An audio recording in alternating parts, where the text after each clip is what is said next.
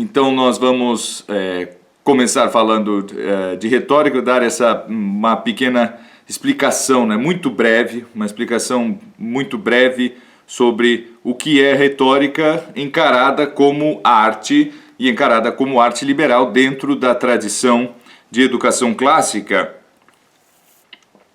Eu tenho que tomar o chimarrão aqui porque já são 11 horas da noite e senão eu não me mantenho acordado, mas é o horário mais confortável aí para o pessoal poder assistir. Voltando.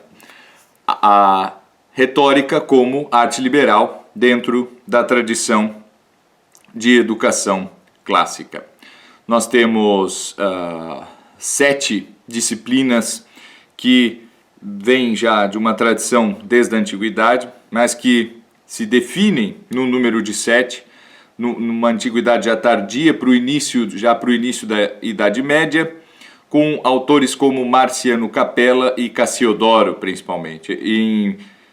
Em outro sentido, também Isidoro de Sevilha, mas Isidoro trata de outras matérias dentro da sua enciclopédia, dentro da sua das disciplinas fundamentais a qual este polímata que foi Isidoro de Sevilha se dedicava. Então nós temos ali Cassiodoro e Marciano Capella antes dele, que definem como 7, não é? As artes do trivium e as artes do quadrivium. Artes mais da linguagem são aquelas do trivium, então nós temos a gramática, que compreende também a poética, compreende aquilo que nós chamamos de literatura. Nós temos a retórica e nós temos a dialética, né, que nós falamos um pouco ontem sobre dialética. Quem não assistiu, o vídeo está aqui no meu perfil e está também no meu canal do Facebook. Por favor, se inscrevam lá e estou fazendo tudo com muito carinho e pondo lá os vídeos, não é, essas transmissões. Eu gravo também aqui com uma outra câmera para a imagem ficar um pouco melhor. E ponho lá também no YouTube, no canal Magister Clístenes. E, bem, a retórica, quando nós, hoje em dia, há algumas situações em que nós usamos, não é, essa palavra. Nós usamos ela acompanhada muitas vezes do adjetivo vazio, não é? Adjetivo vazio, nós dizemos, esta é uma retórica vazia. Ou nós inclusive dizemos para as pessoas, não me venha com retórica, ou isto é pura retórica, não é? Não tem conteúdo. Bem, talvez isto venha, essa forma de encarar a retórica como algo negativo, venha já desde Platão, que combatia, não é, os sofistas, que eram professores principalmente de retórica. Mas nem por isso, não é? Não pelo fato de um dos maiores filósofos de todos os tempos e um dos fundadores do pensamento ocidental ter tratado tão mal a retórica, ela deixou de ser ensinada. Muito pelo contrário, foi o ensino da retórica que triunfou na nossa educação, né? Na educação mais tradicional e clássica desde a antiguidade, certo? Não foi as propostas pedagógicas de Platão que mais deram certo e mais foram difundidas, mas sim as de Isócrates. Isócrates já é mais jovem que Platão e mais velho que Aristóteles, mas ele, com sua escola, conseguiu fazer escola, digamos assim, e essa tradição passou por toda a antiguidade e Idade Média, Renascença principalmente, e chegou até nós de alguma forma ou outra. Por mais que hoje em dia nós realmente já não temos mais essa disciplina na escola. Em alguns países nós temos sim, como é o caso aqui da Alemanha, há esta matéria, não é uma matéria que está sempre presente nos currículos, mas há o ensino de algo que é chamado, pelo menos assim, de retórica, e que não passa, na verdade, de um curso de escrita, um curso dedicado a desenvolver, seria redação, não é? Nós temos essa disciplina nas nossas escolas, não todas, talvez com outros nomes ou inseridas em outras disciplinas, mas a retórica não vamos pensar assim que quando nós olhamos para um currículo da Alemanha ou de qualquer outro país e que lá conste retórica, que é a retórica que sempre foi ensinada e que continua sendo, não é? E nós às vezes temos a impressão nossa como a educação deles é mais clássica, é mais tradicional e é mais, enfim, ligada a toda essa riqueza de artes liberais e educação clássica. Quando não é verdade. Na verdade é só um curso de redação. E nem por isso deixa de ser, não é? Quando nós estudamos redação, isto é uma parte, sim, da retórica. Por mais que nós não tratemos mais com os conceitos e nós não aprendamos mais aquilo tudo que vinha junto com a retórica. Então, eu já falei sobre isso em algumas outras ocasiões, não é? Mas não é uma teoria pedagógica que eu tenha desenvolvido, e sim uma prática mesmo pedagógica que eu busco sempre desenvolver. E eu acho que o professor cristão, o professor que olha, o professor que esteja ligado à tradição clássica e liberal de educação, ele precisa desenvolver em si três aspectos da sua própria personalidade que são fundamentais. O primeiro desse aspecto é o aspecto do poeta, é o aspecto do cantor, é o aspecto do trovador, né? Trovador enquanto aquele que encontra, né? Trouver em francês é justamente encontrar, e troubadour é essa pessoa, esse encontrador, esse achador das coisas. Então, existe esse aspecto poético, não é, imaginativo, de encontrar as melhores imagens, encontrar as melhores figuras para ilustrar aquilo que deve ser ensinado. Isso para todos os professores, pode ser um professor de matemática, pode ser um professor de física, não tem problema nenhum, certo? É um aspecto muito importante de uma pessoa dedicada ao ensino, dedicada à didática.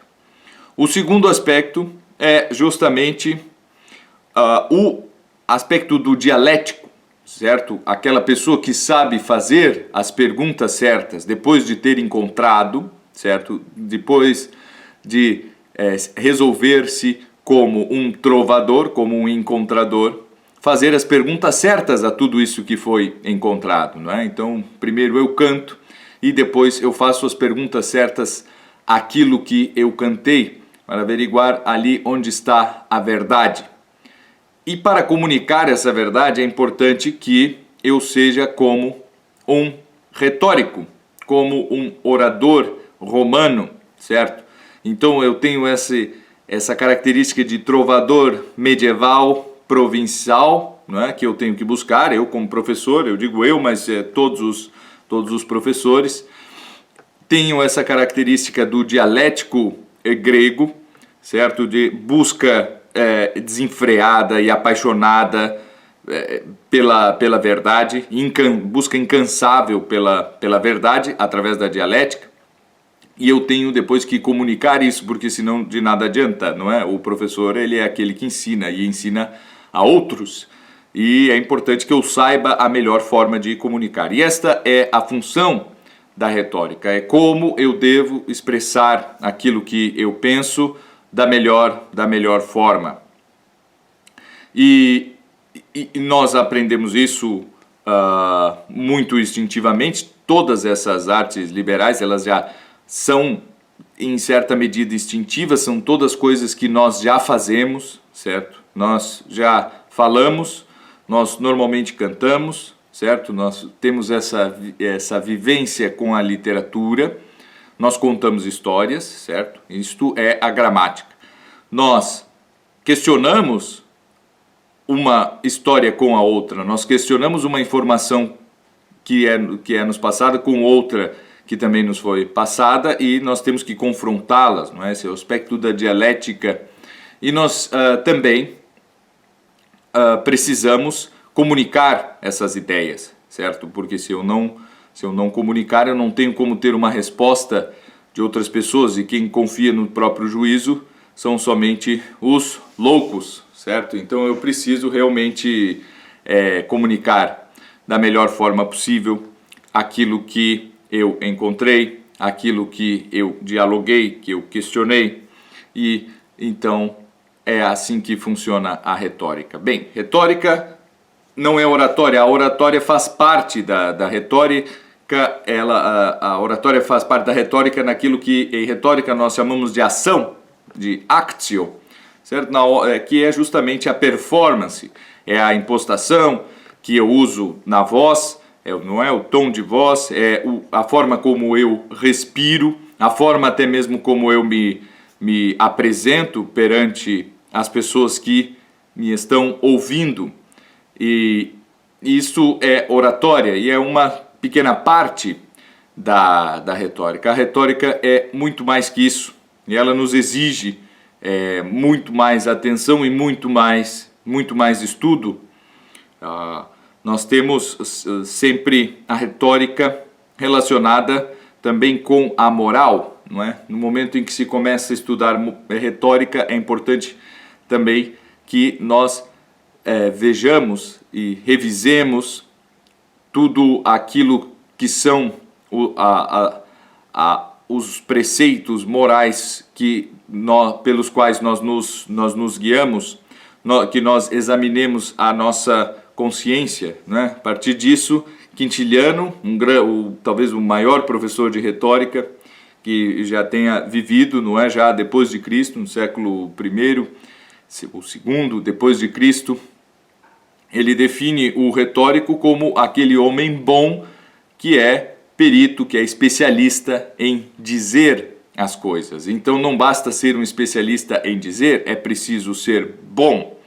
E o grande retórico da língua portuguesa, a pessoa que melhor falou, ou mais bem falou em língua portuguesa, foi o padre Antônio Vieira, não é? No século XVII, padre Antônio Vieira, com seus sermões pregados no Brasil, em Portugal, na Itália, em tantos outros lugares, com a sua história de vida impressionante.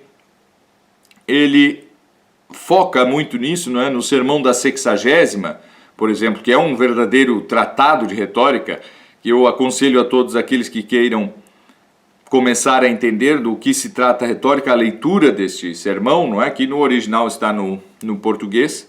E aí ele fala que o convencimento não se dá somente pelas palavras, pelas doutrinas dos Aristóteles, dos Cíceros e dos Quintilianos, mas sim pela própria vida daquele que fala. Isto é muito mais importante. Uma coisa não funciona sem a outra, mas não interessa o quanto eu estudar, se a minha vida não refletir aquilo que eu estou dizendo, eu não consigo convencer a ninguém, por mais que eu esteja certo. Isso é importantíssimo, certo? Eu só consigo convencer alguém de que 1 é 2, 1 e 1 é 2, certo? 1 mais 1 é 2, se eu não somente conseguir demonstrar aquilo racionalmente e logicamente, certo? Este resultado que eu encontrei, mas se eu tiver credibilidade perante aquela pessoa a quem eu estou ensinando tal coisa, se a pessoa não confia em mim porque já me viu fazendo qualquer outra coisa, é muito difícil que eu a convença, certo? Então, por isso, não é que nós definimos a retórica junto com o Quintiliano, há muitas outras definições que complementam esta, mas como o retórico sendo aquele vir bonus dicendi peritus, aquele homem bom, especialista em dizer as coisas. E, bem, o que deve ser um professor, se não isto? independente da matéria, ele não precisa estar ensinando necessariamente filosofia moral ou catequese, não é? A parte do catecismo que trata da moral, que trata dos 10 mandamentos e tudo isso.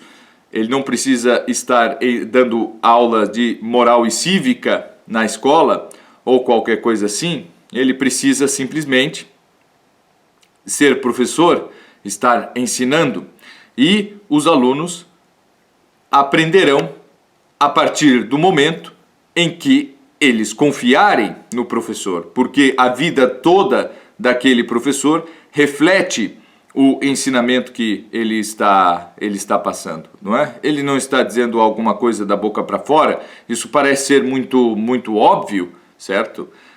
E nós usamos a expressão pregar moral de calça curta, não é?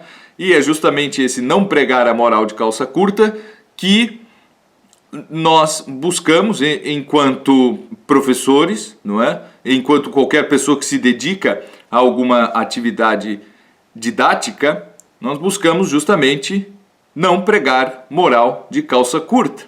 E nós vamos a esse ditado popular, mas que reflete um princípio da arte retórica mesmo, que é fundamental, certo? Que aquilo que eu digo seja um transbordamento, seja um reflexo daquilo que eu sou.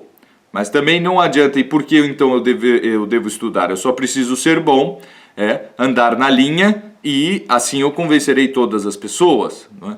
Bom, não é assim, porque é preciso sim de técnica. Nós todos conseguimos, e alguma vez na vida já convencemos qualquer pessoa de qualquer coisa certa, independente de quem seja. Pode ter sido uma criança, pode ter sido qualquer pessoa, mas é preciso que eu diga as coisas da melhor forma possível, certo? De forma perfeita, como o padre Antônio Vieira, como Cícero ou como Demóstenes.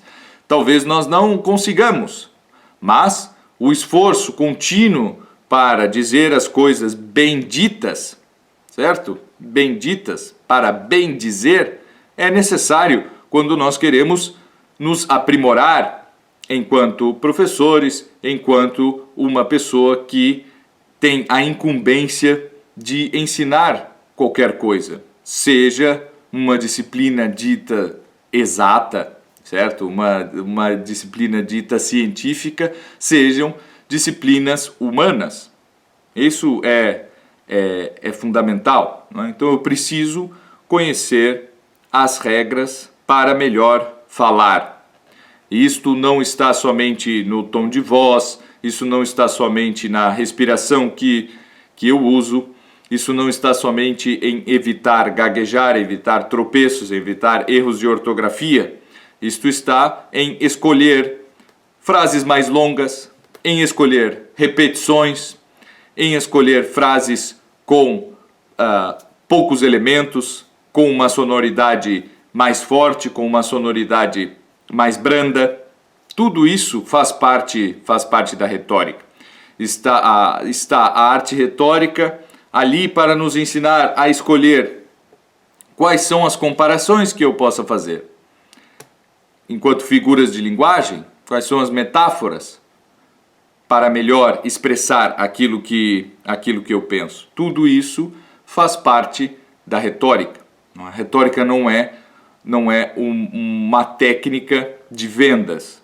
Ela funciona para um vendedor, ela também pode auxiliar muito, certo? Mas eu acho que, como hoje, nos nossos ambientes forenses, por exemplo, ou parlamentares, muito pouco se dá atenção a isto, não é? E nós vemos que não existe realmente nenhuma espécie de debate nesses ambientes. Não existe mais, as instituições não proporcionam mais que exista um debate ou que exista uma exposição realmente retórica no sentido antigo da palavra em um tribunal e num parlamento, certo? Existe uma tradição retórica, talvez na Inglaterra ainda, que seja usada no parlamento.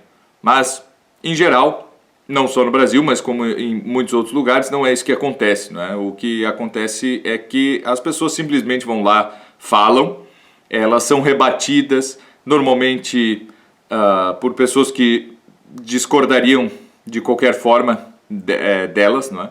E não há um debate, porque também já não há desde o princípio uma exposição que seja realmente clara, e sim uma vontade de afirmação do grito, não é? Um papo de vendedor mesmo, que não tem nada de errado em si, mas o ambiente do parlamento, o ambiente do tribunal seria alguma coisa a mais, não é? Pela sua própria nobreza, exigiria que realmente fosse levado um pouco mais a sério. E a retórica estaria ali para servir. Bem, nós não temos isso, então, nesses ambientes, e quando nós pegamos um manual de retórica, o autor normalmente está formando pessoas para atuarem em parlamentos, para atuarem em tribunais. E nós provavelmente não vamos atuar nessas áreas e nesses espaços, mas enquanto professores nós atuamos sim diante de um público, nós atuamos diante de pessoas que precisam sim que nós lhes comuniquemos com clareza e com precisão naquilo que estamos dizendo e que da melhor forma possível chamemos as suas atenções e movamos os seus ânimos, certo? Então, quando se fala muito na didática em motivação, em motivar os alunos, é preciso motivar os alunos e tudo isso, bem, isso a retórica pode nos ensinar. A retórica tem todas as condições de nos ensinar a motivar os alunos, certo? Depende dos alunos e talvez a retórica nos ensine que certos alunos não tem jeito, que nós precisaremos tomar outras atitudes, não é? Não desistir dos alunos porque eles não entendem um texto elaborado, não é, com todos os princípios da retórica e não são movidos por isso, eles são animais, são bárbaros, né? Não é assim, certo? Há outras formas, mas é claro que a retórica vai nos ajudar a perceber isso, a conhecer o nosso público, a conhecer as pessoas para as quais nós estamos falando.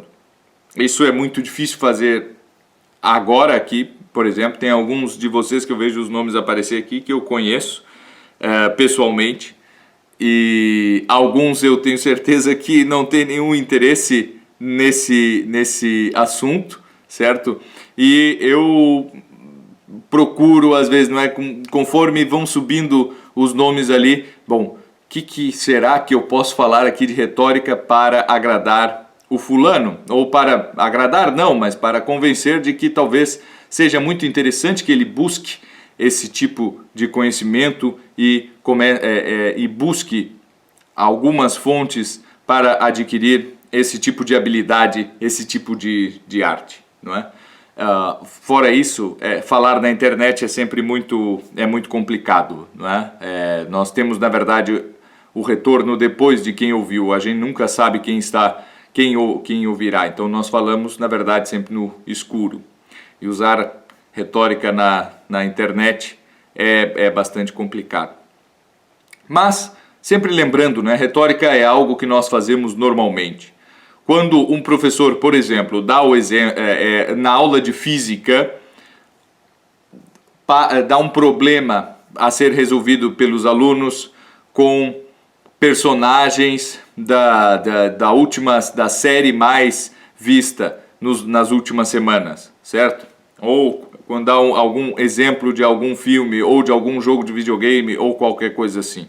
Isso está previsto já na arte retórica. Isso não é uma coisa de professor moderninho que é amigão dos alunos. Isso é já previsto, não é? Faz mais de 2000 anos que já ensinavam as pessoas a fazerem isso, não é? A puxarem exemplos da própria realidade do auditório para, por cima disso, acrescentar algo de novo. Isso é muito é muito comum, não é?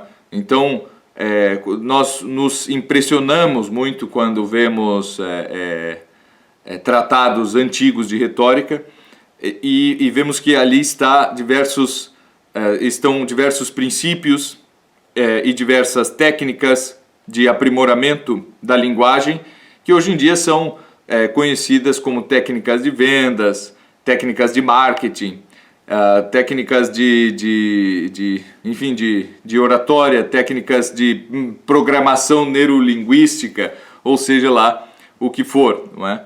Com a diferença que a formação do retórico, ela parte sempre da formação moral. Se eu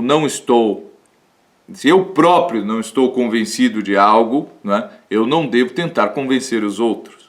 Por mais que, em contexto de ensino, nós tenhamos que exercitar justamente a argumentação para os dois lados, não é? Argumentar a favor e contra para que eu conheça também o contrário, o que podem argumentar contra o meu próprio discurso.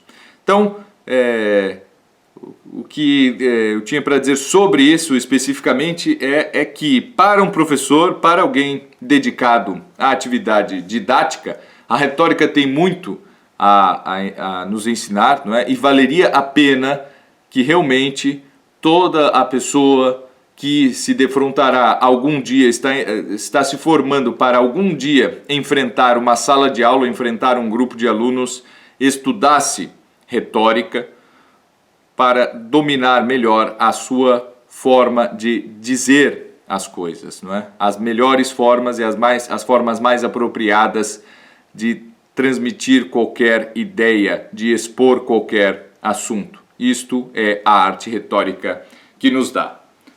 Quem fez isso? Muito bem. E aí vamos para a segunda parte, já finalizar aqui essa nossa transmissão. Foi Santo Alcuino de York,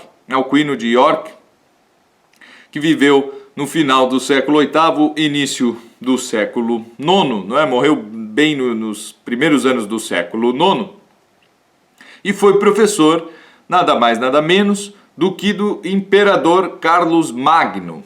Alcuino era um simples monge do fim do mundo, que era a Inglaterra naquele tempo, né? Algo isolado, que nem invasões sofria já nessa época. Por que invadir a Inglaterra? Né? Um local onde onde a agricultura é bastante precária, não há riquezas, não há nada disso, né? Houve invasões anteriores e depois haverá, não é? Na passagem do milênio. Mas nessa época a Inglaterra era totalmente isolada. Graças a Deus, porque ali se desenvolve uma vida cultural efervescente, tanto na Inglaterra quanto na Irlanda. É nestes lugares que a cultura antiga vai ser preservada e depois poderá voltar ao continente. Que tinha sofrido desde a queda do Império Romano por 400 anos, com invasões atrás de invasões, não é? Quando terminam invasões vindas do norte, começam as invasões vindas do sul, depois do advento do Islã. Mas a Inglaterra se manteve intacta por boa parte desses 400 anos, não é? Depois que lá chegaram os anglo-saxões.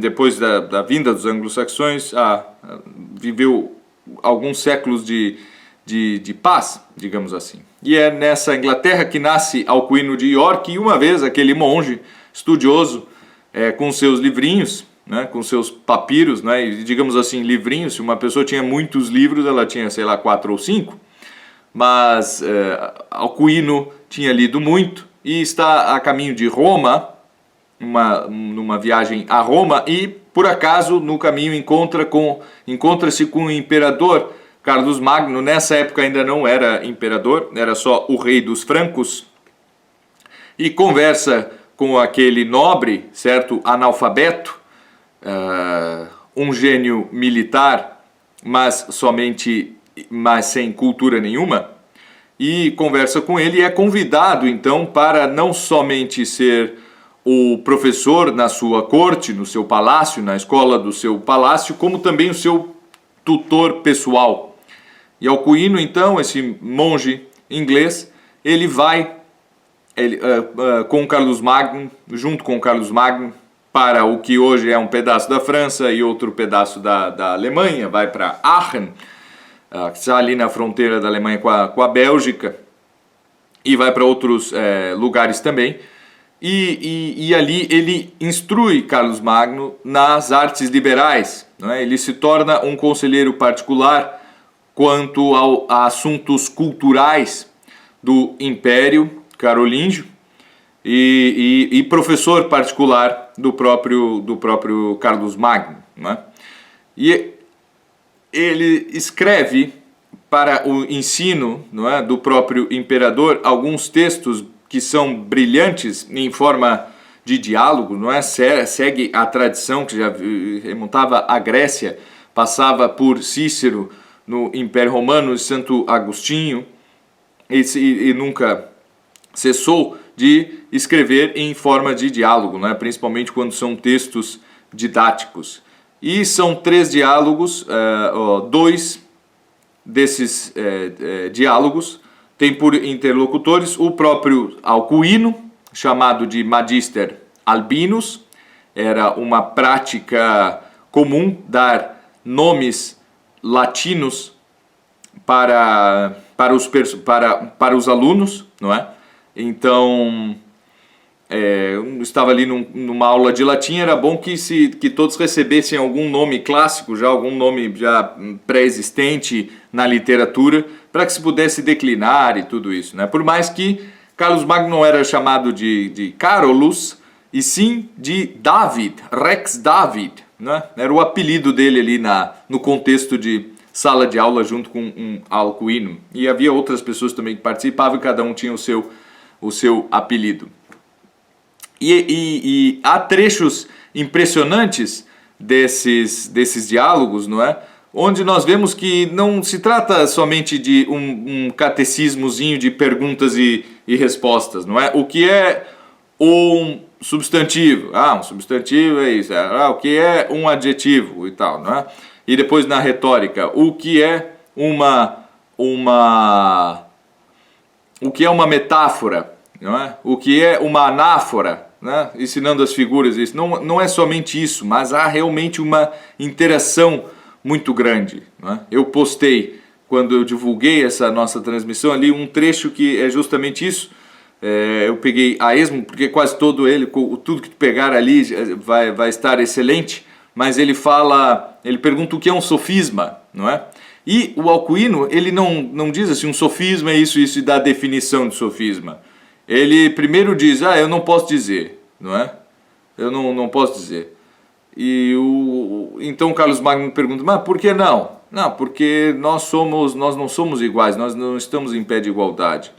E aí fica nessa, né? Mas como não é? Eu sou um homem, e tu, eu sou um homem e tu, não é? E ele diz, bom, eu não sei, mas quantas sílabas tem a palavra homem? E o Carlos Magno diz 2, então tu és 2 sílabas e eu não sou 2 sílabas. É mais ou menos isso a ideia que passa ali, não é? Isso para explicar o que é um sofisma, certo? Algo que não tem coerência lógica, mas que funciona dentro de um discurso. E ele dá um exemplo assim absurdo e que o Carlos Magno diz, agora eu entendo porque tu... Né? Eu já estava quase ficando brabo, porque tu não queria me explicar uma coisa que eu perguntei, né? Sendo que essa é a tua função aqui. Então nós vemos ali Alcuino aplicar retórica para ensinar retórica. E quando nós fazemos isso, não é? Nós podemos fazer isso, na verdade, para ensinar qualquer coisa, não é? E nós fazemos isso de forma bastante natural e intuitiva, certo? Então, fica aí esse convite, não é? Estudemos juntos retórica, em tudo aquilo que eu puder ajudar, não é? Estamos aí sempre, já faz alguns anos que eu me dedico à leitura desses assuntos e a compartilhar isso, não é? Nos cursos aí do Instituto Hugo de São Vítor.